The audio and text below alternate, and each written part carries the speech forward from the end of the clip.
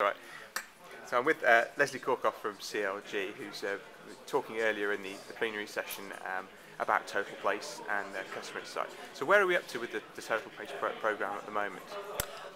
Next week it's the budget, and the Total Place will feature quite heavily, I think, in the government's announcements, but we'll have to wait until then to hear what's in store. And so why is customer insight important in the Total Place programme? Because I think what's happened is that the Total Place pilots have recognised that using customer insight and starting with a customer has been the best way to think about change and influence change, and that's been a very important lesson as part of Total Place.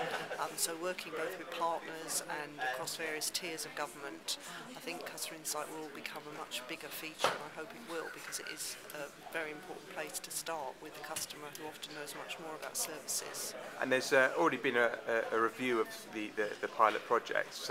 Anything that's come out of that in terms of things that people are, anything in common that they're doing? I think what the review showed was that different councils and their partners were at very different places. Some have been working on this for some years, and others are really just starting. Often the information they hold is very silo-based, and they don't share it with partners, and that's something that's changing.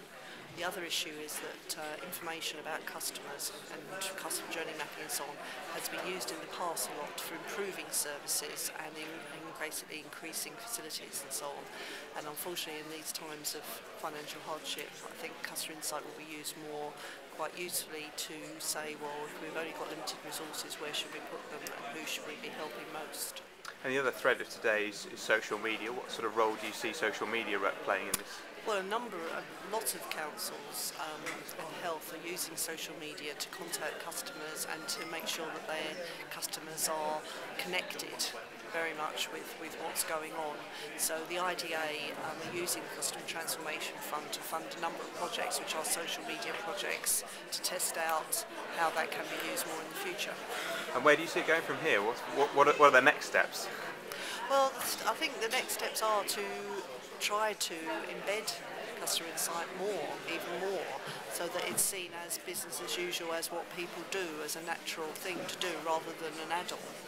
And that is always going to be a challenge.